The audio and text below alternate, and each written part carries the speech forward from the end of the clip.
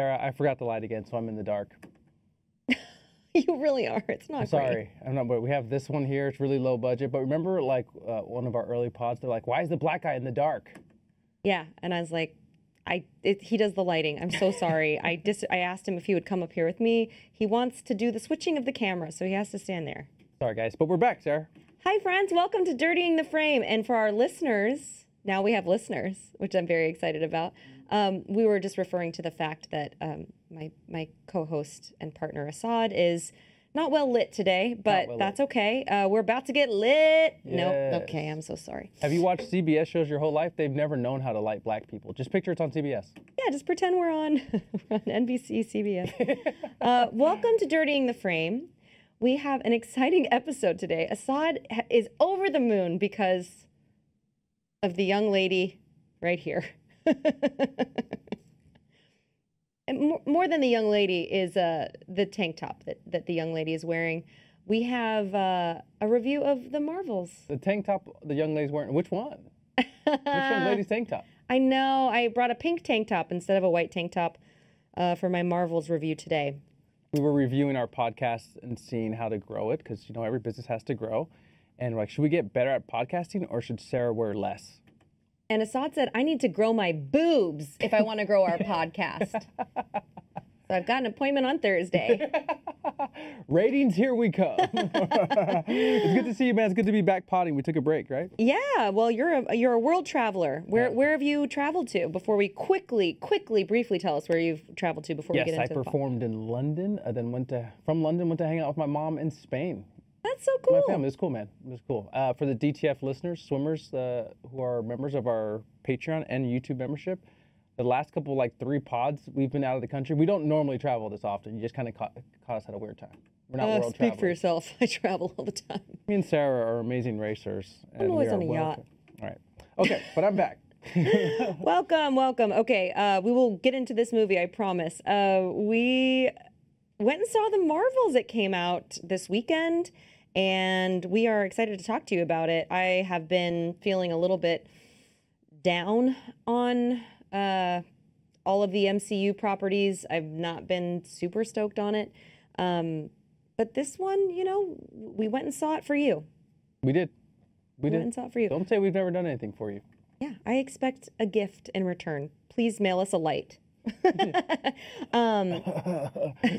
We are gonna give. I'm gonna give the logline first for the movie The Marvels. Asaad, where did you see The Marvels? Ooh, I saw it at Alamo Drafthouse. I know I hipped you to that theater, to which you took it over, and now you think it's yours. So when I go there, you're like, "What are you doing at my theater?" But I'm the one that hipped you to it. Do I sound resentful? I'm resentful. I was pissed when you told me you went and saw it at the Alamo. Guys, Alamo Drafthouse has the best salted caramel shake in the world, man. I would go see, you know, all the Marvels there. That's how good it is. You did go see all the Marvels there. No, it was. It feels like it's my turf, and I went late the next day and told them, showed them your picture, and I said, if this man tries to come here, you call me, and I'll give you the okay or the thumbs up or the thumbs down. Did they call? Super walking Phoenix and Gladiator. Actually, I've never seen that movie. Anyways, okay, I also saw this movie at the Alamo. I think maybe the day before or after you did. And here's our logline. Brie Larson wears a tank top. The end. Sit your dumb ass down. Carol Danvers gets her powers entangled with those of Kamala Khan and Monica Rambeau, forcing them to work together to save the universe. Oh. What do we think? Are you in? Based on the logline? Yeah. No, it fucking sucks. Okay, great. But yeah, I agree. Nothing really grabs you. We have decided, based on Asaad's suggestion, that we're going to add a little fun to our I don't know, itinerary here. Yep. And we're going to give a one-word summary. You ready? We're going to count to 3. We're both going to say our one word that summarizes our feeling of this movie. Okay. You ready? Yes. 1, 2, 3. Surprise. Surprising. Oh. Did you say surprising? I said surprising. That this is the first time we've done that. We didn't plan that, guys. It's disgusting how much alike we are. It's I'm sorry. Really gross. I tried to differ my style now that I shaved the facial hair to look like a pedophile. What do you think? I don't think you're allowed to say that word within the first 30 seconds to a minute of YouTube streaming, so hopefully we're past that. Want some candy? Yes, I do. I was actually thinking I wish I would have brought some candy. Yeah, surprising. Surprising. Crazy that we both landed on that. Wait, were you saying you tried to change up your appearance from mine, so you shaved your face? Yes. Okay, got it. We get confused often. Why surprising for you, Sarasota? First thoughts. This was pretty fun. What the fuck? It kind of was. Right? It was probably the most fun I've had in a Marvel movie since The Snap. I know Am what I you're wrong? saying. I know what you're saying, but it sounded like once people got snapped and disappeared, you were like, this is fun. Yeah, it was. I was like, thank God it's Fucking over. hate Peter Parker. I wanted him to dissolve for 2 hours. He's the only one I like. I think after seeing Ant-Man and Guardians 8, I was just so down, and like they're just trying so hard and they can't recreate the magic that they had with Robert Downey Jr., which I still don't think they can, but this gave me a little bit of hope for the next generation of Marvel movies. Do you have a first thought? Yeah, I'm going to piggyback with you. This is, everything has been not medium, not average, but bad for Marvel in the last maybe 7 to 9 films. This whole fourth, what do they call it? Quarter? I don't know. And with my renewed expectations of Marvel movies, you know, it's a lot lower, substantially lower now for Marvel movies. This was the first movie I saw with those renewed lowered standards where I'm like, actually, this isn't bad. And I went from going into Marvel movies to being like, how good is this movie going to be for about 2 years?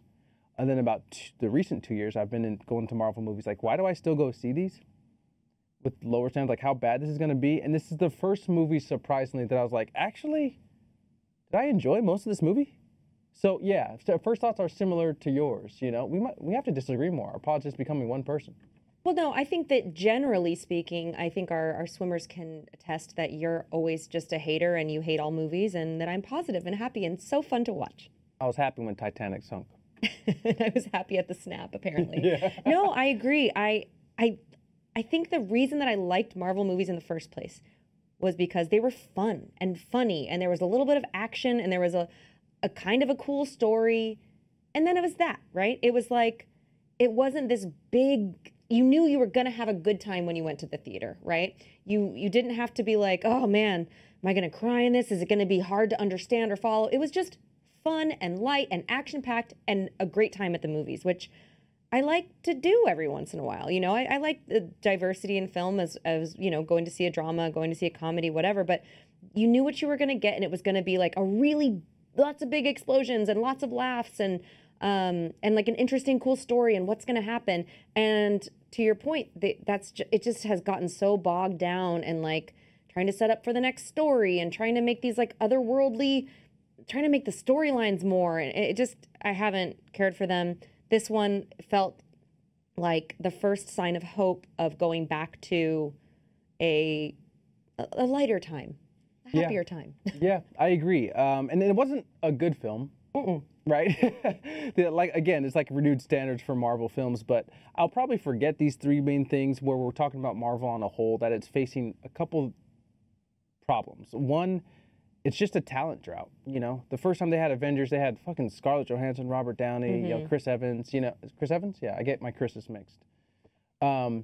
And that cast was so good. It's just so hard to replace that. And like I always tell Sarah, second seasons for TV or second albums or whatever, the surprise factor is gone. So it's so hard to recreate the like surprise you had when you first saw something. And to see those Avengers in like downtown New York City all together was a really special moment. So it's hard that they've just been playing catch up after that, you know? That's one. Two, you know, superhero movies, you see this seems too much now in Marvel movies. You know, it's like bad guy gets introduced, superstar has to do this, beat them, it's over. There's a stinger at the end. And the seams are so apparent now in Marvel movies because we've seen so many of them, it's hard to make anything new. That's number 2. 3 is you have to do, and this has been made pretty public by a lot of people, but it's very true. Now, Marvel movies, you have to feel like you have to do homework going into the movie. You have to know, like, oh, did I watch that Marvel series? Did I watch the last 4 movies that had like a 10-second clip that makes sense now in this like Team Marvel. What's the fucking this movie The called? Marvels. The Marvels. You know, and not only that, for that variable of having to know all of that, it actually makes your movie opportunities a lot smaller when you're having to appease 7 different storylines and not just one. Yes. When you have that much going into a movie with that much backstory, with having to tag into like other different worlds and universes and other teammates and other superheroes, it's like telling someone to paint a picture with only using green, you know? You just limit so many options, and Marvel's really had an issue with that, and it's just because they're victims of their success. They hit it big with this combined world, and now it's getting smaller and smaller the more they add it, which is very ironic, you know? Yeah, that's very well said. Thank you. I agree, and I think that they did a little bit of that in this film for sure. Like, I don't follow any of the Disney series because I was like, I tried at the beginning with you because you were watching them, and I was like, this is not for me. Like, this is not good. This is not good. This is not, what's the word? Good. Good.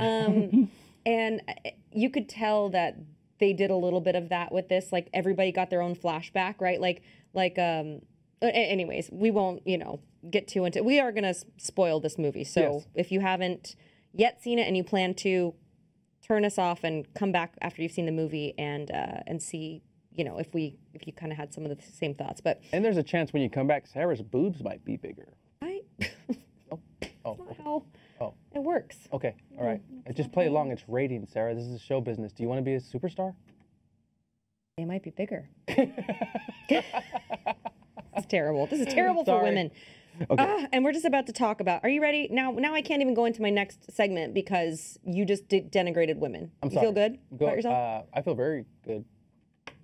Would you feel better if I had double T's? Sorry, it's so stupid. It's so stupid. Okay. I'm going to give you 3 words after we've given our 1 word. Yes. Black female director. Is that right? I didn't know this. I'm sorry that my homework wasn't better for this specific episode. I saw Marvel and I'm like, I could fuck my way through it. But it's a black female director, huh? Yeah, Nia DaCosta, which I don't. Apparently she's like a really great director. I haven't seen any of her other films. She's done a couple shorts and a couple of feature-length films. But when I saw the name at the end, I was like, oh, a woman, yes. And then I Googled her and I was like, yes, a black woman. Cool. She wrote it too. She was one of the writers too. Was she? Yes. Cool. One of the writers. I mean, great job, Nia, and great job, Disney, for giving her the job. Yes. She did a great job. The chemistry in this film is what made it work, I thought. I think that somebody up at Disney, Marvel, heard our podcast. And they Yes. were like, oh, Brie Larson's boring? You don't say. Let's give her some sidekicks. What? List of things we do not do on this pod, and that's disrespect the Caucasian queen, Brie Larson. The Caucasian queen. That was me. You called me that this morning. You texted me and you said, hello, my Caucasian queen. my black friends are going to kill me for that. We got to edit that out. Okay. Wait, why? I can't call a white woman a queen, Sarah. I can't do it. We got to edit that out. But keep going. I edit these pods, so I'll decide what gets edited out. Probably that wink for sure will get edited out. Really creepy. Okay, so Brie Larson, as we've discussed before, is a little vanilla on screen. Remember, we're audio now too, so you got to talk. You can't just make faces into the camera when you're upset with me. You got to yell at me verbally. And I felt like, oh, it must not just be us who noticed that she was kind of not that sparkly, she didn't have that je ne sais quoi that Scarlett has, that, some of the other big stars have. And so they gave her some castmates with actual comedic timing and personality. Thank you. Thank you, Bob Iger. Thank you to whoever made that decision. Feige. Yeah, maybe Kevin Feige. All right. I don't know who's making the decisions over there. But yeah, I thought that worked really well. And I think that the power switching worked a lot for me. So the idea is that like Brie Larson's powers somehow get tangled up. I don't know. And to be honest with you, I don't care. This is the stuff with Marvel movies. I'm like, I don't need to understand why the Tesseract is here or why this woman has these powers or whatever. But something happens. There's like some sort. Can you explain it? I can't, but I think I'll take a hack at it here. There's a a lightning explosion, I believe, when Monica Rambeau, played by Tiana Paris, is in space, and somehow that light explosion links to the light powers of Captain Marvel, who uses also same light-based powers as Kamala Khan. Kamala Khan, I'm sorry, and her powers are light-based as well. So in some way, and we're butchering this, some way those three get entangled in this light-based powers, and now they're switching each other's powers every time they use it. They just randomly hop to where the other person was using the power, and they're like, that's bad. That's a bad explanation. I'm sorry, guys. No, and I think it's the villain somehow made the big hole, right? That Monica was up there to replace. And to be honest, like, I'm with Sarah on this. I want to piggyback and say, you don't have to explain these powers to me. It's a superhero movie. Give me one sentence so you feel good about writing it, but just say light-based powers in the X-morphous atmosphere, and then I'm like, okay, cool, man. It's a superhero movie. I don't need to explain it too much more. Right. Yeah. I'm already ready to extend my power of disbelief. Super far, because I've never met somebody who has superpowers like this, so I'm already like, okay, I'm in. I'm bought into the universe already when I get there. You don't need to give me like a scientific, list of why this could actually be real. There's no scientist in the Marvel crowd like Neil deGrasse Tyson be like, that doesn't add up. Well, he probably That's not how light works. But I liked that. I thought it added a new level of intrigue, and I think it also added a lot of, which I'm a victim of as well, like TikTok editing to it, like quick, lots of quick cuts, lots happening on screen to keep you interested and keep you paying attention, I guess. Yes, very much so. And in the movie, obviously, you get introduced. If you watched Miss Marvel on Disney Plus, you're familiar with Kamala Khan, who's actually a mutant. I don't want to spoil it. She's not a superhero. Well, superhero, but she has mutant powers. Wait, what? Yeah. I thought her powers only came from that bracelet. Ooh, this is where we get into tricky water. I'm sorry that I don't know more about it. That's okay. You don't have to explain it. I get chicks. So fast forwarding that idea. So you get introduced to all three of these. Monica Rambeau, who you saw probably in WandaVision, who got her powers from another light explosion that Wanda was doing on there. That you all get introduced to these three very early in the film. And like Sarah says, the pressure's off for Brie Larson. Yeah. Which we make jokes a lot about on this podcast about Brie Larson. I was with everyone else, and when I saw Captain Marvel, and I was like, oh, she doesn't do it for me. And then for some reason, something clicked, and I was like, oh, I kind of get it. It's like bland, and I don't expect a lot out of it, and now I kind of like her, But yeah, they did a good job of adding these other two women who will probably go into how much one of them completely ran away with the fucking movie. So you were saying that she's a mutant, which I didn't quite understand, and I thought it was just that she had gotten this bracelet from her grandma and that it had powers. But then obviously when she, again, spoiler alert, when the bracelet gets stolen from her, she still had her powers. So I just kind of brush over that and go, oh, a cat. Yeah. If you want to do it, we should do it. Let's see. Carol Danvers reclaimed her identity from the tyrannical Kree and taking revenge on the Supreme Intelligence, but an unintended consequence is to see Carol shouldering the burden of a destabilized universe. When her duties send her to an anomalous wormhole linked to a Kree revolutionary, her powers become entangled with that of Jersey City superfan Kamala Khan, aka Miss Marvel, and Carol's estranged niece, now Saber astronaut Captain Monica Rambeau. Cool. Good. Thanks for the context, Asaad. This podcast is so much better because of that now. I was like, how long is this going to take? But overall, I think that we both enjoyed it. It was fun. It was almost, and now I do, as I said on here a million times, I do think that the expectations will determine, for the most part, if you like a movie or not. Like, I went in with zero expectations. Brie Larson, there's one scene before she kind of gets in with the other girls and starts to have her little sidekicks, where she and, Samuel L. Jackson, Nick Fury, sorry, that's like a really bad thing to not know. All the Marvel fans are going to kill me. She and Nick Fury are like they get together and he's explaining there's been a problem, and she's kind of got a couple of quippy lines where she's trying to be funny. And I was like, oh man, no, not working. Just not working. And I was like, oh, I just kept picturing every line she said. My recast for her is Kristen Bell. I think Kristen Bell would have been so much more charming, so funny. And I'm hoping that she gets something soon because I don't understand why she's not in this universe at all. Make no mistake, these two movies are hilarious with Kristen Bell. Hilarious with Kristen Bell. But maybe that's not what they're going for. But you know, it's like that Robert Downey Jr. thing is what I'm always going after for these movies. Like the quirky, the quip, the comedic timing. She ain't got it. She ain't got it. Sorry. There's a weird in between because not everybody's going to be Robert Downey Jr. No one is except for him. But even Chris Evans did the Captain America thing that I think Captain Marvel's trying to do, where it's like he's not an animated person, he's not a funny person, but he actually acts well and knows the person he is, so you can put him in funny situations about him being frozen in ice for 4,000 years, and he can respond funny because he knows timing, you know? Yes. So he doesn't have to be a funny character, and I don't think, you know, Batista in Guardians of the Galaxy has funny lines, but he's not a funny character. He does. I'm sorry. He's not a funny character, but he's just so serious, but he understands the person. And Captain Marvel, I don't know who that person is. Right. Not the actor playing it, but like, who is Captain Marvel? I don't know what she is, you know?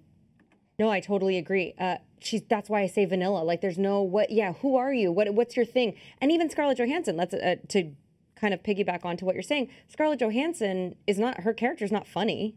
No.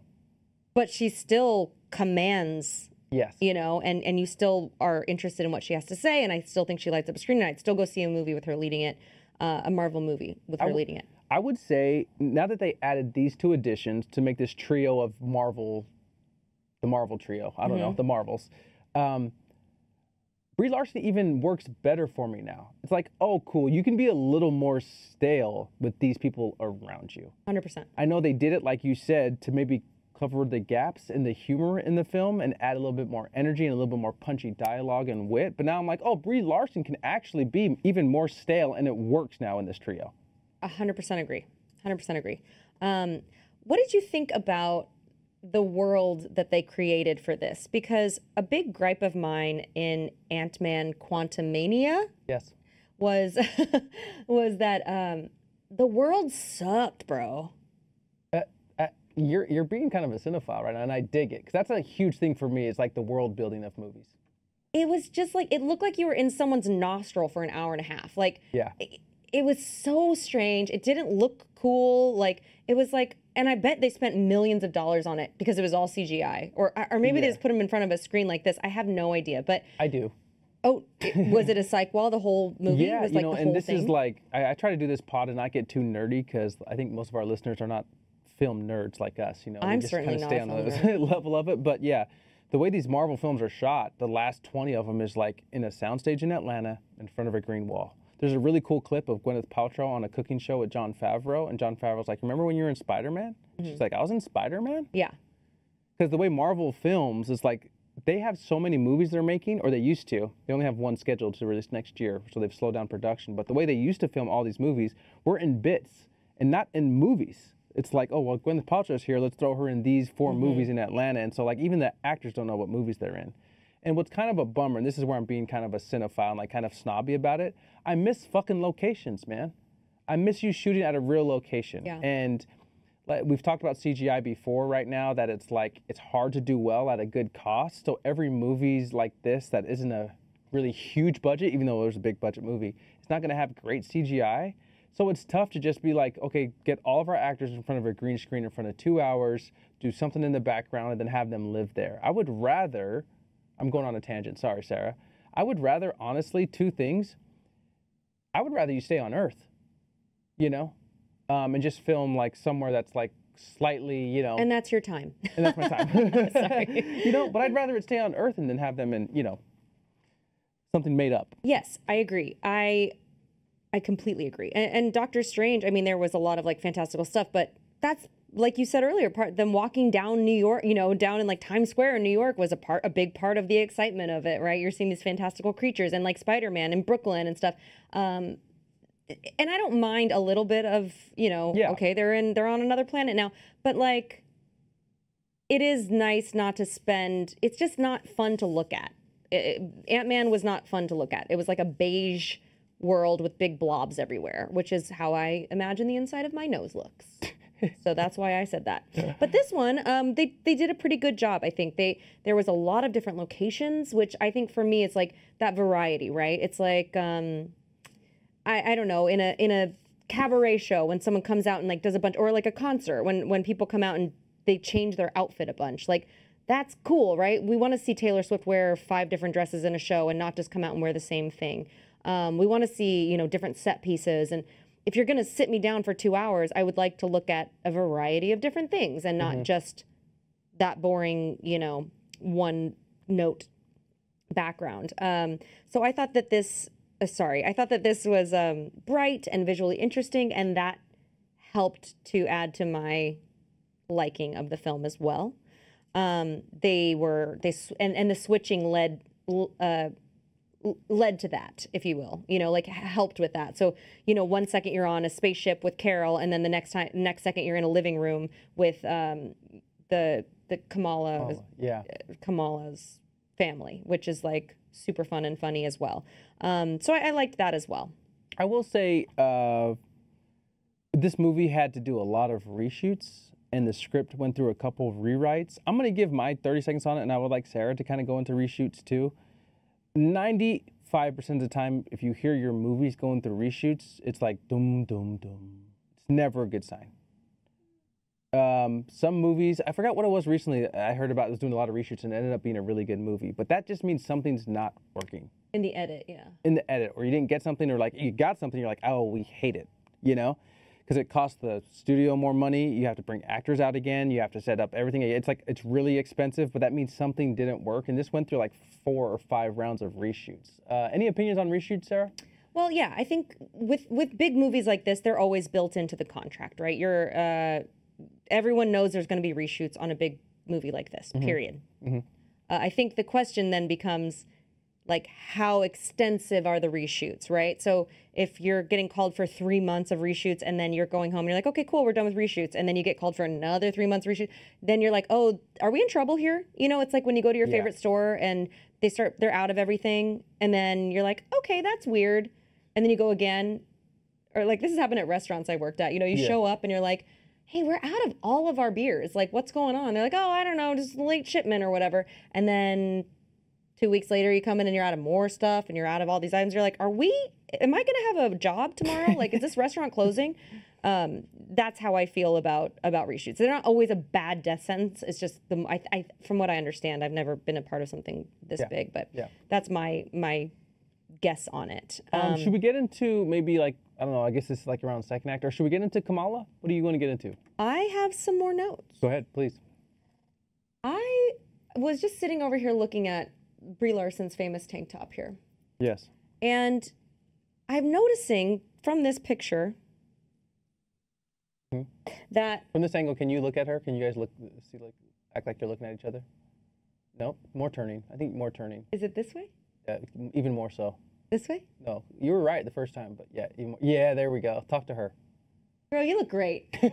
Thank you. Girl, you look fucking great. No, I'm like, where do I get me one of these tank tops? It has this like seam that goes this way. And anyways, this is not interesting to listen to, but I just was watching her. There was a musical drop in this movie. Asaad, do you have any idea what musical drop I might be talking about? I'll give you a hint. Like a music song, or you're talking musical? Which one? Yes. So not a song they played. Memories all alone in the moonlight. Yeah, there was when Carol Danvers. Let me speech up in the movie. They all regroup. Carol Danvers and Saber Monica Rambeau. Last time she saw her, Monica Rambeau was a little child. She's like, "Why didn't you come back?" And Carol had some trouble on another planet where they called her the Annihilator and was embarrassed and didn't want to come back. So they kind of have a little bit of friction of like, wow, I haven't seen you in a long time. Kamala Khan is the comic relief. She's just happy to be there. She's a super fan of Captain Marvel. And they have to go to another planet for I don't know the reason. And right when I'm like, ooh, I'm like 50 minutes in, I think this is a decent movie. I'm very surprised. Marvel, the directors, the writers take a big swing here, and it really, really missed for me. Like stuff that I would probably walk out of a movie for. I didn't. I don't want to be dramatic, but it missed so bad. Go ahead and explain, Sarah. They play the song "Memories" over this montage of a bunch of kittens. Oh, I'm sorry. We're talking about different things. Yeah. Yeah. I was trying to ask you before. I'm sorry. No, yeah. That's okay. Where did you think we were that you were going to walk out? I would love to hear that. There's an actual musical number. Oh, yeah. Okay, so we can go in order.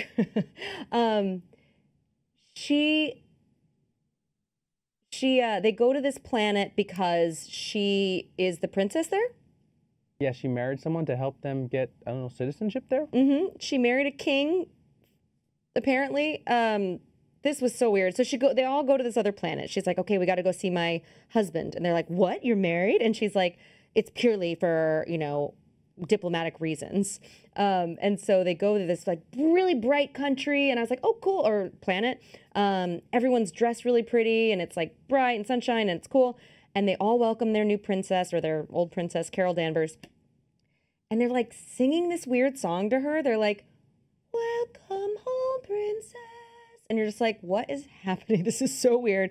And I thought, oh, maybe that's just how they welcome their. And then she goes on to explain to her other Marvels, her Captain Rambeau and Ms. Marvel, that this is a singing planet and that they only understand you if you sing. So I'm thinking, like, this is right up Sarah's alley, right? Like, Yeah. Sarah loves a musical. Sarah loves this movie so far. Okay, great. This is good. We're going to sing. It was really weird and really bad and really, and Brie really stuck out like a sore thumb in this particular part of the film. Did you agree? Like, she was supposed to be, like, friendly with her husband and like, they're like, oh, she's like, oh, he's like, he's my best friend. We're just friends. We're friends. And then they like do this dance and then she sings a song and it was just really weird. Missed me with it. Could have taken it out. I think they were just trying to make it more fun. It was a cool swing. It just didn't really connect. Yeah, and this is right in the, it's a bad part of the movie, but I was having fun up until then because up until then you're getting this like essentially a buddy cop movie with three women, that are really, really funny. And you're like kind of getting in the swing of it. It's like, oh, cool, man. They're kind of getting their groove together. They're playing off of each other. And you're kind of like, oh, I can sit in the next hour and a half with these three. They're going to take care of a movie fairly well. But this was the kind of decision that was like, every movie has a bit, and sometimes they last 30 seconds, sometimes they last 40 minutes, but this is the type of bit where as soon as you hear it, you're like, how long are we going to be here? Yeah. How long are we going to be in this bit? Because this is a big swing, and it's tough. And I wanted to ask you, it's hard to really seriously critique Marvel films, because in the back of my head, I'm always like, at the end of the day, it's made for kids, man. It's not made for some old creep like me, and maybe this is working for kids, but I don't even think kids think this shit is funny. It missed for me, but the movie still hummed along after. It was just a huge fucking miss. Yeah, I agree. A world that I did love living in was the family of Iman Vellani, the actress who plays Kamala Khan. The Khans are hilarious. They all knocked it out of the park. I loved it. It was a little bit reminiscent of, how when we saw Blue Beetle, we really liked that about Blue Beetle. Yes. We really liked kind of the family being this kind of like bumbling along for the ride, always there because they care so much about their family member who's a hero, and like somewhat embarrassing the hero and just doing things that like families do. And I thought they just knocked it out of the park. I loved the mom, the dad, and you meet them immediately. Like they're really early on in the movie. She's Kamala is sitting there, drawing, and her whole room's covered in Captain Marvel stuff, which is, it was beautifully decorated, and you just get a little bit of kind of their dynamic of the mom and the daughter and the older brother who potentially lives at home still. I don't know. He had a wedding ring on, so that was unclear, but I think we didn't, a lot of probably fans are yelling at us because we didn't watch Miss Marvel. Oh, were they all in that? I would assume so. I didn't watch Miss Marvel, but I assume like the way they introduced them in this movie, it's kind of felt like you kind of seen them or you should know them already, Cool. There weren't names or anything like that. So yeah, it's probably like a bunch of like Marvel fans like, yeah, we already knew this about their family, but that was our introduction because we didn't watch Miss Marvel. Right, and I think probably a lot of people haven't watched Miss Marvel. Fuck no. The show with this movie and how much. I mean, we'll get into it a little bit more, but like we both really loved her, man. Iman Vellani, who played Kamala Khan, Ms. Marvel, is phenomenal. Just like charming. She got comedic timing. She's a good actress. I believed everything she said. She was beautiful. She was cool. She was like, I just bought everything she was selling, and I loved. Without her, I don't know that this movie would have worked. So thank you for blessing us with your presence, and please do more movies. I think this was. I can't imagine anyone seeing this and not having that same conclusion that she really stole the show. She ran away with this film, and she was so good in it. Not to keep pointing out the bad parts, but I don't even think Monica Rambeau's that good of a character, or maybe that strong of an actor in this. So she was so good that like she was funny enough and added so much to the dynamic of the three that she kind of lifted the other two's performance. She's like this, and what it's reminiscent of is like how we met Tom Holland in Spider-Man. You're like this young person with this great ability, and you're still very fucking thrilled to be saving the world with other superheroes, Yeah. And it's very relatable as a kid going through this, She just crushed it. I wanted to ask you, do you think as a child, I don't know how old she is. I should research it. I think she's actually 21 in real life. That's what I somewhere kind of thought. Was like she's probably a lot older than what she's playing. But do you think like there's a lot less fear in a younger performer like that on a big movie like this? Because there's a couple times like the America character in Doctor Strange didn't work for me. She's probably a young Avenger. Haley Steinfeld in the Hawkeye works for me, but she's a phenomenal actress. She's great, huh? Does it help to be younger in these movies where you kind of don't know how the gravity of these situations, like you're in a $500 million movie? Maybe. I would say that she already led a show, so she probably is kind of comfortable already, Yeah. And who knows what she's.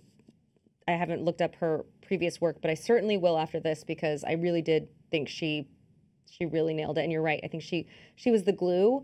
And you brought up earlier that it was like they all had kind of a different space that they filled. So it worked so well, right? She had this like big, huge crush and like talent crush kind of on like Captain Marvel. And then you've got Monica, who's smart and really understands earthly type of science and things like that, and is more grounded, and not as like funny, but is mad at Carol most of the time. And then you've got Carol, who's just kind of like laid back and wearing basketball shorts for some reason, and just like yeah, I'm the annihilator. You don't think Brie Larson hoops like that? I don't know. That was so weird. I was like, what is she wearing in this movie? Like, she can't. When they were all practicing their thing, they were all on her spaceship, I guess. Yeah. And she was just like wearing these like oversized basketball shorts and maybe that tank top as well. I thought that was kind of cool choice. I thought she looked very cool, but it was just, I was like, whose shorts are those? Like, when women wear big baggy basketball shorts like that, it's usually like your boyfriend's basketball shorts. Like, who's sleeping over at Captain Marvel's spaceship? Looked like Bruce Banner size. I don't want to let Black Widow know, but hey, can I get to a point?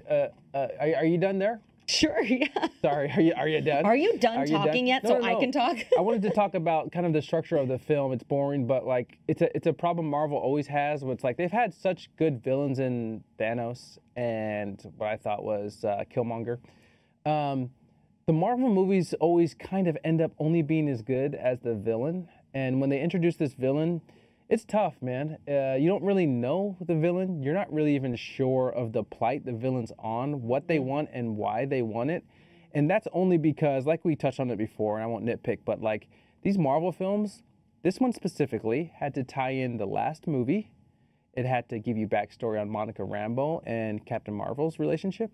It had to introduce Kamala Khan and give her family some time. Nick Fury's actually a character in this. You have a lot of kitten time in this. And then you have to meet a new villain, and then you have to have closure with that villain. And so this movie takes on a lot for a movie that's under 2-hour runtime. And you can tell it's edited down and it's weirdly edited. And that's just like how the superhero movies work right now, because they have to take on so much in such a short amount of time, and it's such a copy and paste thing. Like, meet this villain, they want to take over the world, this is their motivation. And I would say, for how much I really enjoyed the three women and them playing with each other, this villain is it's just a complete miss, man. Yeah. So I was very excited that we had 3 female leads, a female director, and a female villain. So we've got 4 females leading this film, not a lot of men. I heard only 1 white man in the entire film. I can't back that up, but that's what I heard. So that's cool. I mean, maybe not including background actors, but yeah. So I unfortunately, the villain, from the second she was on screen, from the second we were introduced to her, I was like, this isn't working for me. You're not working for me. Now, again, let me clarify. I will tell you when I think someone's a bad actor. I don't think she's a bad actor. I think she's a great actress. I think that, Brie, I think you're also a great actress. I think they're really, really talented. And I think I have a good grasp on that. But the whole thing didn't work. It seemed like they were going for a Khaleesi vibe with her. Yeah. Really pretty. Also heard, didn't Google it, so it could be true or not true, that she's married to Tom Hiddleston in real life. Oh, no kidding. Is that right? Yeah. Just in this universe, though. Just in this timeline, she is. But in the other timeline, Tom and Taylor really made a go of it. You okay? You feel like you went somewhere there. You all right? You need a minute?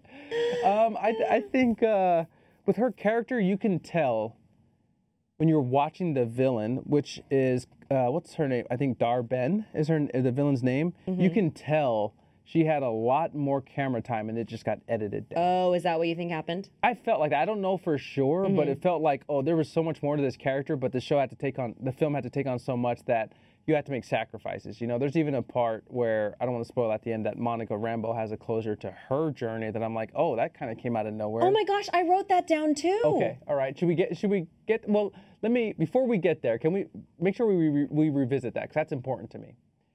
But I wanted to talk about, before we get there, I'm such a snob about montages, and this movie killed the montage. Okay.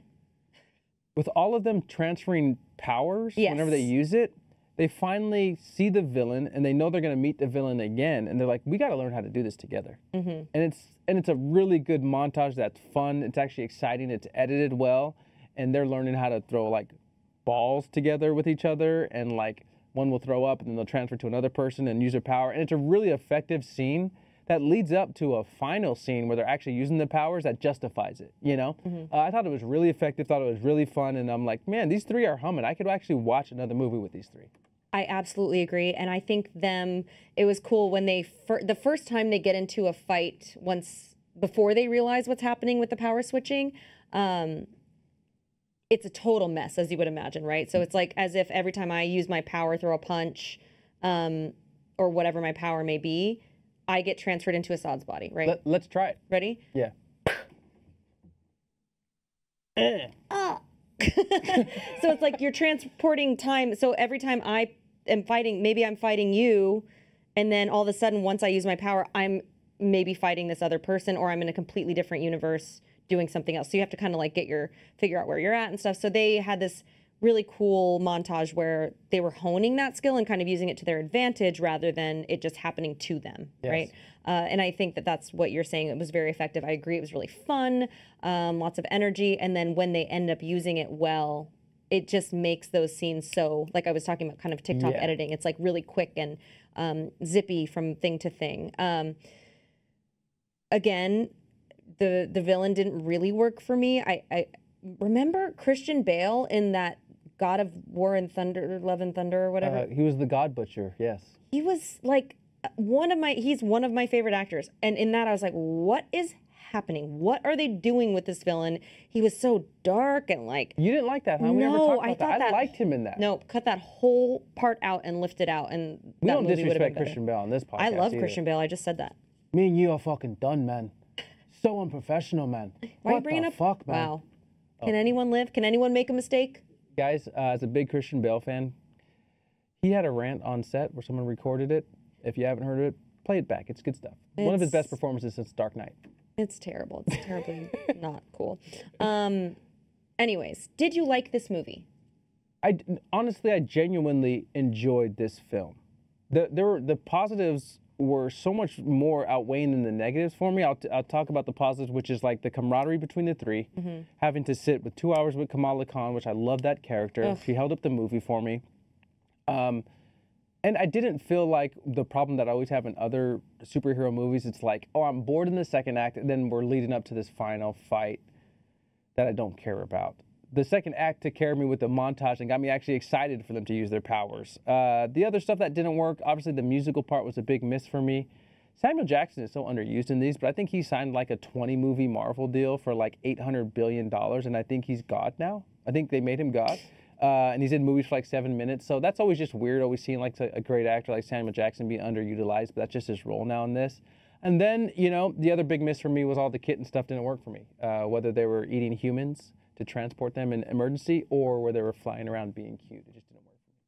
It worked for me. Yeah? Oh, you're a big kitten person. Me too. You know, Sarah's adopted multiple kittens. Like, she's that person that will go to a shelter for one kitten, bring home 4, raise them, clean them with Dawn soap, teach them choreographed running. And, okay, so am I exposing too much about you? How much of this do we think is true? Fans, friends, family 90% members. Of it was, though. What? I adopt a lot of cats? Is that what I do? I adopt them and I wash them with Dawn soap?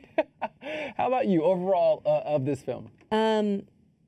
Overall, I really enjoyed it. I thought it worked. I wouldn't say I really enjoyed it. I enjoyed it. It worked. It was fun. I left feeling happy and like, oh, that was fun. And that was the most I could have possibly hoped for in this. I was really not expecting it. I would like to point out a little thing I noticed.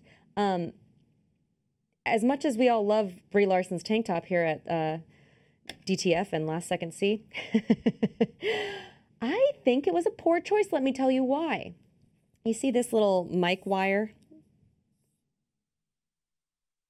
It's attached to a microphone. There is a scene where I think it was her and what's her name in this?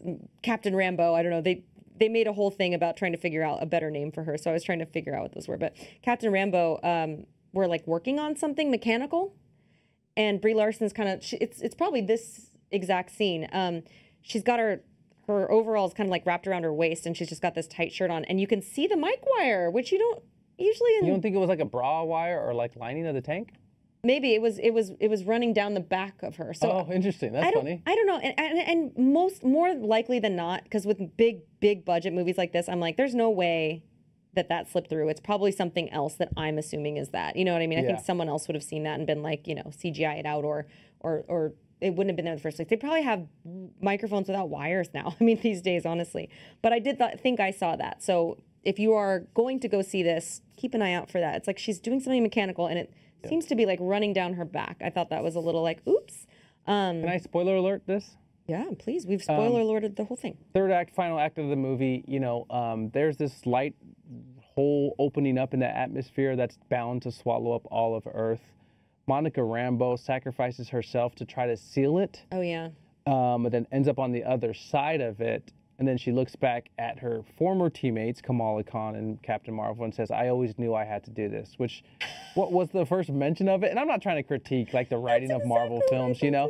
It was very like shoehorned in, and you're like, oh, they probably edited out 2 scenes that led up to make that making sense. But it's the last thing. But so for what we see as fans, like Monica Rambeau is gone, and Kamala Khan and Captain Marvel return to Earth newly saved. Yeah, I wrote down, and I wrote down like, what? They just threw that in there just to make the movie make sense?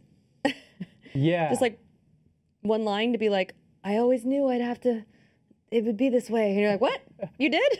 Did you want to tell us about that? We could have saved ourselves 2 hours. Like, I don't know. It seems like an opportunity where they could use ADR, and this seems like an opportunity where, like, I like telling our supporters about stuff like this that they might know or might not know. Like, should we do an ADR bid or no? Oh, sure. You know, ADR is used, I don't know what it stands for. Sarah, do you? I never have Audio, known. something, After something recording. There's many uses for it, but like, let's just say a scene doesn't hit and you're like, oh, I wanted to get more information out of that scene. So me and Sarah in a scene, and I'll be like, hey, I got to go to the store.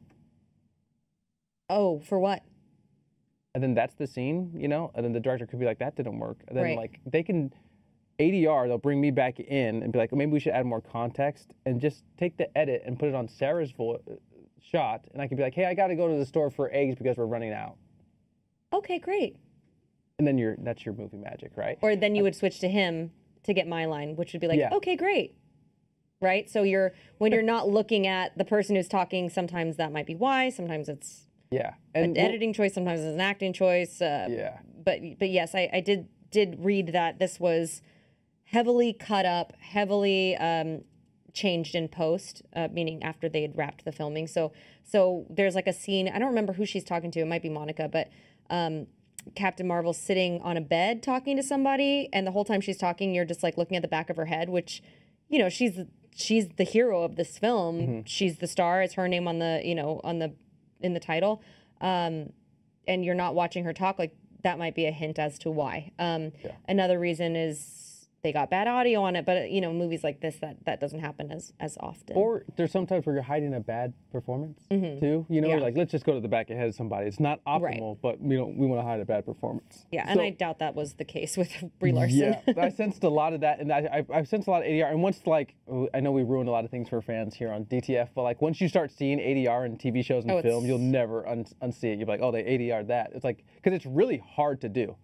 You have to match like the tone of your voice, the room tone and everything. So like even on if you're watching like Kitchen Nightmares with Gordon Ramsay, they do it all of the time, and it's the worst fucking thing ever, you know. But yeah, I sensed a lot of that in this movie, and I was like, oh, they could have just ADR'd that last part with Monica Rambeau, maybe justifying why she said that. But I think like there's decisions that were made, and the movie was already done at that point. Yeah, potentially. Mm-hmm. Are you? How do you feel? Are you ready to move on to my Rose and Thorn? Oh yeah, let's do it. So my Rose is Iman Vellani. She played Ms. Marvel, or is it Miss Marvel? It's MS period. So that's Ms. right? I'm embarrassed that I haven't known that my whole life what that means. Yeah. So Miss, apparently, this is, you know, old school etiquette, but Miss is a young woman who is unmarried. Ms. is an old woman who's unmarried, and Mrs. is a married woman.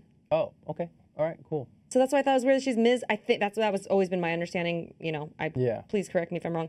I thought old women that were unmarried were called jaded or hurt. Hurt. Okay. Angry at the world. Dried up. Iman Vellani is the woman we've been talking about as the bright light of this movie, the breakout star. I hope to see her in many, many more films to come, and I hope that she gets everything that she wants in this life, because she was just like, she brought me a lot of joy for an hour and a half, and that was great. And her whole family, their whole dynamic, I loved all the interactions. I think they nailed the energy and the fun, and that makes so much sense. I didn't think that about them having a show already, but that makes so much sense that chemistry was maybe already there. If you've seen the Marvels, Ms. Marvel, the show, please tell us if it's worth watching. Yeah. I don't know if I would go back and watch it just for this young lady, but it would be I would be closest to going to watch a Disney show because of her. And I thought she just nailed it. The whole family, the chemistry. I loved their whole thing. And I think she really won this movie for me. So that's my Rose. What's your Rose? I'm going to keep it funky. Because of my financial situation, I might not have a Disney login. If anyone wants to share their Disney login, I'm kind of in between pay periods. Yeah, that brings me to another point. You owe me like $800. Can we save it? You said you weren't going to do this on the pod. Save the money? I'd like to. I'll Venmo you. Oh no, the God lights damn it. went out again. The lights went out because we did not pay the bill. Asaad did not pay the bill. My Rose. Okay, sure, your Rose. Let's hear it. Guys, this is a spoiler alert. We don't do a good enough job on this pod of being like, hey, this is a real spoiler. This is the stinger at the end of the movie, because my Rose and Thorn is the same thing. So pause, honestly, if you don't want to know the stinger at the end of the film. My Rose and Thorn is the same thing. For a long time with Marvel and the Marvel Universe, I've always thought DC had better characters, but the Marvel Universe had X-Men, man. And they're so fucking cool, you know? Like, and my Rose and my Thorn is the same thing. After Monica Rambeau drifts off into this alternate universe, she ends up and sees her mom, who doesn't even know her because it's a different universe, and she's a superhero. And Beast from the X-Men walks in, and I'm like, yes, I've been waiting for Marvel to introduce the X-Men for like 5 years. And it was so exciting to have X-Men. Beast even mentions Professor Xavier, Charles Xavier. So in their universe, and Kelsey Grammer even plays Beast, who played him in the old X-Men. But then they CGI'd the hell out of Beast, and it looked fucking awful. So the Rose was the introduction of the X-Men, me getting excited that it's a real thing now. But the Thorn was the execution of the CGI. I don't know if I'm fucking crazy, Sarah, but I always would rather makeup instead of CGI for something like that. Girl, me too. Me too. All of the CGI stuff has gone way too far. Yeah. It's not, for me, and I would love someone to just drop an example. I get it. I think we should utilize the technology. I think it can be used sparingly and it works. However, watching an entire film with someone who is a cartoon character that's not a cartoon character, it doesn't work for me. I don't like it. Maybe I'm a curmudgeon, maybe I'm old and that's the way that things will go. But I mean, honestly, that's probably when we get to trailer trash. Let's see. Yeah, we're going to talk about that too. Yeah, and I would like to maybe revisit one of our favorite segments is firing something. CGI and another big one, making old people younger with CGI. I was watching Indiana Jones. Oh, dear. And the last pearl of wisdom something, and they made him young for the first 25 minutes of the film. We talked about this on the pod. Oh, okay. Never mind. Okay. No, that's okay. You don't have to stop talking about it, but holy guacamole. Tough one. Okay. Because I think it can work when it's like for a second far away, right? Yes. But when we get into like we did with the Indiana Jones, oh boy, we're this close to his face. Yeah. There's a light shining in his eyes because he's being interrogated. And you know, if you've seen a CGI person, you know that it's the eyes that really give it away, right? And his eyes are just like, you know, and you're just like, what? What's going on here? What's going on? Guys, like, we're not dumb. We're pretty dumb, but we're not that dumb. Not that dumb. Like we might believe it for, like I said, a couple of seconds, but they lived in the beginning of that Indiana Jones movie for 30 minutes. So if you're expecting us to sit through an X-Men movie and live with that, you know, Beast, yeah. It's not great. What's your Thorn, kiddo? I will say quickly, since we're talking about X-Men, did you know, you might not know this about me, that growing up, my brothers were really into X-Men, the cartoon, like on Saturday mornings. You know how it was like Saturday mornings was cartoon? Is this? I think that's probably the best, my favorite cartoon of all time. Really? I didn't know that. That Saturday morning X-Men was great. Yeah, so we used to watch it because the boys liked it, so I was just like, okay, cool, and they'd explain things to me. Beast was always my favorite character because I thought he was so cool because he wasn't interested in like fighting at all. He was just this. Beast was your favorite character out of the X-Men? Yes, because he would always hang upside down and read, and I thought that was really sweet. And they'd be like, "Come on, Beast, we need you. Let's go fight." And he was like this reluctant, you know. There, he was a jacked librarian. He was like, yeah. I thought it was cool. Yeah, I would say Who's if yours? we pulled 100 people Family Feud style, Beast would only be like 2 or 3 people's favorite. That's cool that he was your favorite. Who's yours? Storm? Storm was my second favorite, maybe. I'm unoriginal. I just think Wolverine's such a badass. Oh yeah. Yeah, well, I just think Wolverine's such a badass. You know, love- like for someone that has been hurt as much as I've been hurt, the fact that he can heal really well is something that I've always like wanted. Never mind.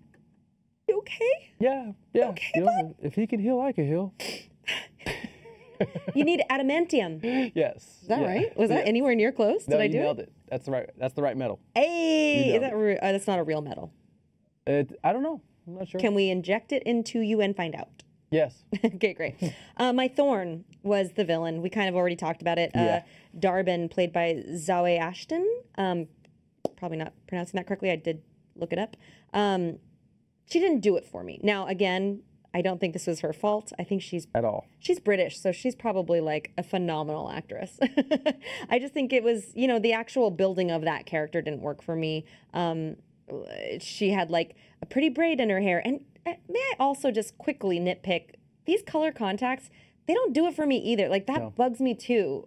It's like you can't see their eyes. It's almost like, okay, it's very apparent you're wearing purple contacts. I don't know. Does that do anything for you? I guess it they can have be. Idris Elba do it in the Marvel universe too, and like the Thors, and it doesn't work. It's distracting, right? Yeah, it's more distracting than it is effective for me. And like we all know it's fake. It's not like, oh, cool, what's that? Yeah, like in this is random, but remember like what's the new Game of Thrones called? House of Dragons. When they had black people that had all like white hair, I was like, I know this is a thing. But, yeah, you're trying to make it a thing, but it feels a little like weird and offensive. I don't know. It's like let's make the black people look white with like blue eyes and white hair. It's like I don't know. Okay, while we're at Wokeisha Corner, can I have Wokeisha Corner? This movie was cool, man. I dug it. It's not like something I would strongly recommend, but I'd probably go see it again, to be honest with you, in theaters. And you know, originally this had like a huge like pushback from incel community who was like, oh, we want a hotter Captain Marvel and we want a different Captain Marvel, and like it became more about shitting on a woman's opportunity to lead a superhero film, which Captain Marvel was the first one because like Black Widow came after, remember? You know, then like the weird male weirdos that love keyboards were just like, oh, I don't like this, but. You know, the movie hasn't been a success yet financially. You know, domestically it did $44 million in the opening weekend. I think it cost like $250 million to make, $275 million. So it's been wildly publicized that it's one of the biggest tanks in Marvel Universe. That's not. I just want to say my Wokeisha Corner. It's like these things we have to support. You know, like it's a female director, an all-female cast in the major roles. You know. And sometimes when we give opportunity to people and it doesn't turn out, we're like, oh, it's because of that reason. No, this was a bad film, and like Marvel's been in a real bad way. But like, it's really refreshing to me that I got to go see a big budget film led by a women and with no like male dominant role in it, and had fun in it, you know. And the more we empower these voices, I'm like, this is cool, man. I can get used to this. You know, it's like more diversity on my screen. And this didn't specifically tell a unique story from that lens, but it's just refreshing to have. And I thought it's important to kind of like highlight that, you know, because sometimes we'll like, oh, Ghostbusters with women didn't work. It was because of the women. It's like, no, the Ghostbusters fucking sucked, you know? Yeah, it would have sucked with men too. Yeah. No, that's a great point. And I do think like we've talked about on this pod before, how when people don't get the opportunity to become great, they say what you need to do, put in 10,000 hours at anything to become an expert at it. Yeah. How is a black female director supposed to get her 10,000 hours in when nobody is giving her a chance? Yeah. How is, you know, Brie Larson supposed to know how to be this like big money-making Marvel machine when she hasn't had the chance? Now, of course, that's a bad example because like you don't get the chance till you get the chance. But with the director and with the female leads, it's like give them the shot, give them the opportunity, and the more reps they get in, the better they're going to be. You can't expect someone to walk for the first time and just be really, really good at it. Yeah. But I think I was surprised to hear that this movie was getting panned. I genuinely had a fun time in this movie. It's fun as fuck. I recommend going to see it. Yeah. I highly recommend going to see it. It was just fun and easy and exactly what kind of I want from a Marvel movie. And I think it worked. Yeah. I think it really worked. It did. So great job, ladies. Great job, Brie. Great job, everybody else, especially my new hero, Aman Vellani. Our president. Our president. Aman for president. We are... Trailer trash, or what do we do? Gummy rating? We're at that time. Gummy rating. I would give this movie 1.5 gummies. Okay. Out of 5. So if you're new to the pod, 0 is the best score you can get, and 5 is the worst score you can get. I'm giving this a 1.5. It wasn't perfect. It had some moments that didn't work, but it was really, really fun overall. Go see it high. Go see it sober. Either way, it'll be great. And that's my gummy rating, which brings us to trailer trash. Fuck that Bob Marley trailer. Are you? All right? Guys, stop. Stop. Leave Bob alone. What did he do? He wanted to bring love and peace via guitar and reggae music. And now you make it with some light-skinned nigga that's like 6'4" that probably should be a shooting guard for the Lakers. And he's like, whoa, love, man. What are we whoaing? That felt racist. Listen, man, like we fired biopics last time. I think we just need to revisit that. Guys, stop making these music movies. No one's done it well. I think and if you do it, if you're going to do it, get a real fucking director.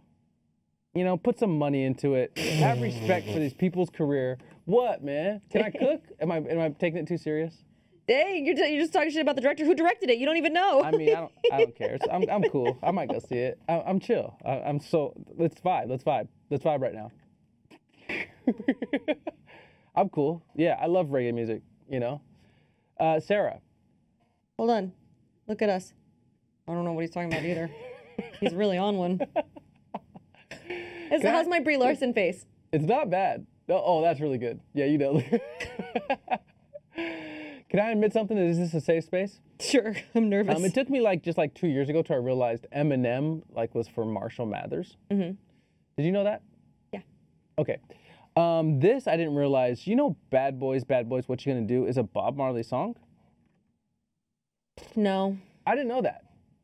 I knew it was a real song. Like, I'd heard the real version of it. I knew it wasn't just but I didn't quite know that it was him.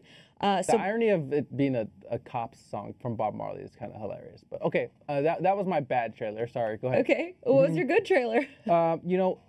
Guys, listen. We live in a world that is owned, operated, and functioned by the best actor currently working today. You might see her on The Curse with Nathan Fielder if you guys have Showtime. It's a really oddball fake reality show. We just got off of Revisit on La La Land. I did that on the plane. Emma Stone is the most important actress working right now. Poor Things has another trailer out. This movie, look, I don't know what my guarantee is, but this movie will be great. This movie will be phenomenal. It'll win a lot of awards, probably mostly on Emma Stone, who is crushing everything moving. Sarah hates on her. Don't know why. I disagree. She's fucking phenomenal. She played Asian once, and Sarah hates her because she played Asian once. Oh my God. No, I saw Poor Things again, another extended trailer, and it's even more time of her cooking, and I'm like, this movie's gonna be fucking good, guys. We should do a prediction show, because whatever my guarantee is, you have Asaad's 5-star guarantee to spend your money on Poor Things. I saw the new trailer and was really ecstatic about it. I think it's gonna be great. No. Yeah. I don't agree with that. I think it might be good. I think it might be okay. Hate. I think it might be okay. Your least favorite actor's in it too, by the way. Mark Ruffalo? Yeah. Oh man, I struggle a little bit with Mark Ruffalo. I really do love Willem Dafoe though. I've loved him since he played Green Goblin in Spider-Man. I thought he was so good. I don't know, my Really? teenage self was like, this guy's a really good actor. Yeah, and No Doc kidding. Ock too. The guy who played Doc Ock. What's his name? It's not here. But yeah, I think they're both really good actors. And I was like, oh, these guys are really, really good. So I do like him. I do like Emma Stone. Don't listen to him. I do like Emma Stone. I just don't. I think this movie looks a little weird, and it might be good, or it might be really fucking weird. Guys, it's gonna be phenomenal. I guarantee it. Well, if Asaad says so, it must be right. My trailer trash. Most excited to see a movie called The Fall Guy. We've got Ryan Gosling and Emily Blunt. Apparently, it's a remake / film version of a 1980s sitcom, which I had never heard of. It looks a little weird. It looks a little might be quirky and kooky and a little not great, but I love these two beautiful idiots. Emily Blunt and Ryan Gosling are just two of my favorites, so I think it's going to be good. And it looks like in tone very similar to that movie. Do you remember seeing that movie, The Nice Guy or Nice Guys? Yeah, that was really funny. And it was funny and weird, and we saw Ryan Gosling playing this kind of different character. Mm-hmm.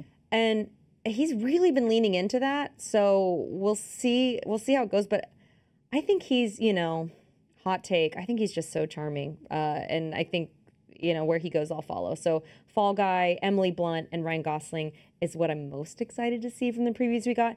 And least excited. Wait, hold on. I got to talk about Fall Guy. Ryan, it's me, Asaad. Hi. Met you at One Oak, remember? I told you. Remember, I was the one that told you, hey, do less talking in your movies. And you're like, okay. And you've just been booming ever since. I don't need to thank you. You're in dangerous territory of doing the goofy thing a little too much, man. At this point in your career, I think you're 40-something. You've done the goofy thing. You're funny. We know you're funny. I think it's time to take some serious fucking dramatic roles. I know you've done The Brooding. The Fall Guy looks quirky, and it's probably going to be funny. But I want you to take your movie roles serious as you take your career. Let's do some drama here. Let's do an indie. Let's do an A24 film. Because I don't want to say it, but you're edging close to Ryan Reynolds territory. Okay, back to you, Sarah. Quick question. Yes. How many more dramatic films would you like him to do? Because we've got him in Blue Valentine. Okay. Drive. Fire. La La Land. Fire. First Man. Fire. Blade Runner. Fire as fuck. So Damn, this white boy doesn't miss, low-key. The Place Beyond the Pines. These are all Those dramatic. are all really good. Hey, Ryan, scratch that last part. It's me, Asaad. I apologize. Well, what do I know? What do I live know? in a Don't listen to one-bedroom me. apartment in Koreatown. You know, you're probably doing great. Tell Eva Mendes I said hi. Would love to see her. And I also love that your 40-year-old take on the hot club is still One Oak. He's just like, yeah, we met at One Oak. Like, that's the only club you know, and you're like, that's still the cool club. There's Three Oak. I almost just spit my freaking water out over my computer. I swear to Christ, Asaad. Okay, back to me. If I may finish, can I get my round off? Sorry, my fault. Least excited to see the Planet of the Apes. Who are these movies for? My God. Who are these? Cook food, sir. Who are these movies for? If you like these movies, please, genuinely, I'm asking because I've never seen one of them. So maybe they're cool and there's something to them that's like, yeah. I don't want to see a CGI version of an animal walking around like a human, talking like a human. Why not just cast humans? I'd rather watch that. Like, I don't understand why it has to be a human looking like an ape, and then you're just like watching them walk around and be like, hey, Sally, are we safe? What's going on? We're under attack. And then their eyes are doing the same thing that I was talking about earlier. Like, it's just so strange. It doesn't work. I don't understand it. Let it die. They've got to be expensive, right? Isn't CGI really pricey? Maybe not anymore, but yeah, it's. I'm with you 100% on this. Thank you for mentioning this. I saw this trailer too, and I'm surprised. Well, Bob Marley made it, so I didn't highlight it as my worst one. But yeah, it's and it's one of those movies where I sound old, but it's definitely one of those movies where I'm like, how many of these are there? Because I've barely even seen one. You know? Yeah, I don't understand it. There's obviously some sort of big cult following behind it. And, you know, as we've discussed and everybody knows by now, we're just worried about making our money back. That's all that these filmmakers care about anymore. There's no art being put into anything. There's no care. There's no, you know, it's just such a bummer with these. I understand there's different types of films, but it's starting to feel a little bit like it's only about the bottom line. It's only about making our money back, about making, rather than like, hey, we forgot we started doing this for art. We started doing this so that people could go and feel something. And this is just like so strange to me. Little diatribe from Sarah. I appreciate it. Yeah, I'm with you. It's like known properties have been just like taking care of us for the last 10 years, and some of it's good and most of it's bad. But yeah, I appreciate you always trying to pitch a new known property, Hollywood. But like, we want to see something new, man. Yeah, it's just a bummer. And we have seen some exciting movies we're going to talk about. Yes. But we did like this film. I highly recommend going to see it. It was really fun. You don't have to. It's not one of those. Like Ant-Man Quantumania, I just felt like was such a sloth to watch. Is that how you say that word? I don't remember now. It was just such a bummer to watch. You're just like, what am I supposed to understand about this, and why is this so important? This was a little bit. Look how surprised Brie is. Do you like my movie?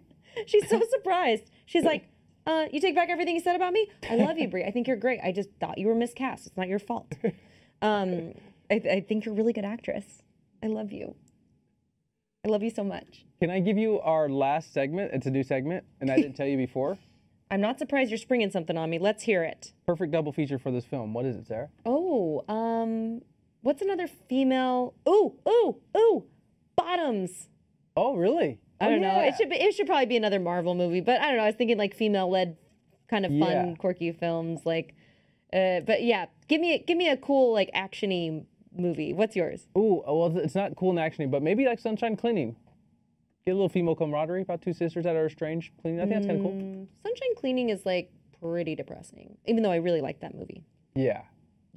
Okay, well, fuck me then. Yeah. See yourself out. I mean, what are we thinking? You came up with a segment and you didn't even have a good answer. I blew it. You blew it. Ever since I had to apologize to Ryan Gosling, I look like fucking a fool here. You really made a fool out of yourself. Everyone's talking about it. I'm ruined in this industry. You are ruined. You and me are done, man. So that brings us to the conclusion of our The Marvels podcast. Highly recommend going to see it. And we've got it's that time of year, friends. We've got a lot of movies coming out. Yeah, bangers. A lot of good ones. A lot of could have been a contender. I don't know what that's from, but it's a line from a movie, I bet. And we got a lot of Oscar buzz, a lot of like really fun, good, interesting movies that we've seen and that we are going to podcast about. So please come back and listen next week. Go see this movie. If you are going to see it, hopefully you held off on listening to the pod and you'll come back and listen after so you can tell us your opinions. And that's it for us. Thanks so much for being here.